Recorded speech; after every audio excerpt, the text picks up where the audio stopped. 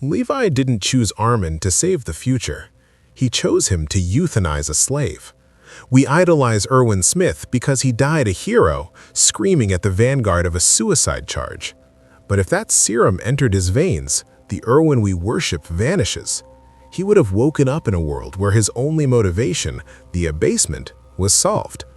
A dreamless Erwin isn't a savior. He is a cold, calculated sociopath who would make Eren's genocide look like mercy. Here is the bitter pill you refuse to swallow. The survival of Erwin Smith would have been the death of the story's moral complexity. You want to believe that Commander Erwin would have stepped out of the steam of the colossal titan, looked at the sea, and somehow found a better way than the rumbling. You are lying to yourself. The tragedy of Attack on Titan isn't that we lost a brilliant strategist, it's that the world was so cruel it required a devil to fix it, and Erwin was the only candidate qualified for the position. However, his qualifications were tied strictly to his selfish desire to prove his father right. Once the basement revealed the truth, the engine driving Erwin's morality, or lack thereof, would stall. If Erwin lives, we don't get a heroic redemption arc, we get a political horror story. We get a man who has discarded his humanity for a goal that no longer exists, forcing him to find a new, bloodier purpose. The devil of Paradis wasn't Eren Yeager, it was always Erwin Smith, waiting to be unleashed without the leash of his childhood dream. Let's strip away the nostalgia and look at the cold, hard psychology of this man. The entire first half of this analysis rests on one undeniable fact. Erwin Smith was a gambling addict who used human lives as chips. Consider the immediate aftermath. They reach the basement, they learn the truth about Marley and the world. For Armin, this was the beginning of wonder. For Erwin, this would be the game over screen. His entire life, every mountain of corpses he stood upon, was justified by the singular need to know the truth.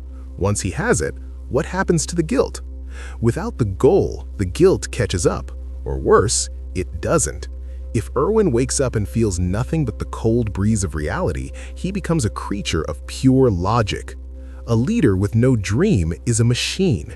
He would look at the geopolitical landscape not with the hope of peace, but with the calculation of total domination. He wouldn't have the optimism that blinded Armin or the emotional volatility that radicalized Eren. He would simply view the rest of the world as an equation that needs balancing. This is where the fanfiction falls apart. People love to say, Erwin wouldn't have let things get this bad. You're right, he would have made them worse, faster to secure a victory. Think about the proposed plan to turn Historia into a Titan breeding machine to maintain the founding Titan's power. Hanji opposed it on moral grounds. Eren started a war to prevent it. Erwin? Erwin would have signed that order before the ink was dry on the proposal. For humanity's survival, that is his mantra. If sacrificing the Queen ensures Paradis survives for another 50 years, Erwin Smith does not hesitate. He does not look for another way. He takes the path of least resistance to victory regardless of the moral cost. This would fracture the scouts immediately. Eren would still turn against the military, but this time he would be justified. Erwin would represent the very establishment Eren sought to destroy, a system that eats its own children to survive. Under Commander Erwin, the Yeagerists would not be a fringe rebel group, they would be crushed or co-opted. Flock followed Eren because he saw a devil who could get things done. If Erwin is alive, Flock never leaves his side. Flock adored Erwin. This means Erwin controls the radical elements of the military. However, this creates a terrifying dynamic with Eren. Erwin would realize immediately that Eren is a loose cannon. He wouldn't try to talk it out like Armin. He would detain Eren the moment he showed signs of insubordination. He would likely feed Eren to someone more controllable, perhaps even himself, long before the Liberio raid. The story becomes a civil war between Erwin's authoritarian regime and the few idealists left. We aren't watching a fight for freedom anymore. We are watching a military junta consolidate power. Now, let's go deeper. Why did Isayama kill Erwin? It wasn't just for shock value, it was a philosophical necessity. Kenny Ackerman's final words define the entire series. Everyone had to be drunk on something to keep pushing on. Everyone was a slave to something. Erwin was a slave to his dream. That dream was the only thing keeping his human mask attached to his face. He confessed to Levi that he tricked his comrades. He admitted he was a fraud who led children to their deaths for his own selfish curiosity. Levi's choice to let him die was an act of mercy. He saw a man enslaved by his own obsession and chose to cut the chains. Give up on your dream and die. This wasn't an insult, it was an emancipation. If Levi brings Erwin back, he's forcing him back into slavery. But this time, the alcohol is gone. The mystery is solved. What does a slave do when his master, the dream, dies, but he's still forced to work? He finds a new, darker master. Erwin would become a slave to necessity. There is no joy in necessity. There is no wonder. There is only the ruthless execution of duty. An Erwin who survives the Serum Bowl is a man hollowed out. He becomes the very thing the walls were built to keep out, a monster devoid of heart. Armin, for all his indecision and failures in Season 4, represented the pain of being human. Erwin would have represented the efficiency of being inhuman.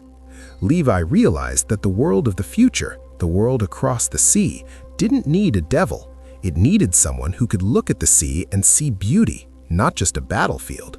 Bringing Erwin into the post-basement world would be like bringing a medieval executioner into a modern courtroom. He's too sharp, too brutal, and too archaic for the nuance required to actually save humanity's soul, rather than just its physical existence. I can hear the keyboards typing already. But Titan, Erwin had 10 out of 10 wits. He would have outsmarted Marley. He would have united the world. Stop it. This is pure delusion. Diplomacy in Attack on Titan failed not because Hanji and Armin were stupid, but because the world's hatred for Eldians was irrational and existential. You cannot outsmart racism that has been entrenched for 2,000 years.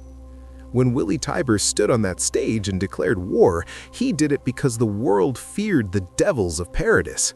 Now, imagine the leader of Paradis isn't a confused Hanji or a peaceful Armin, but the legendary Erwin Smith, a man known for ruthless gambling and tactical annihilation. Erwin's presence wouldn't calm the world, it would accelerate their fear.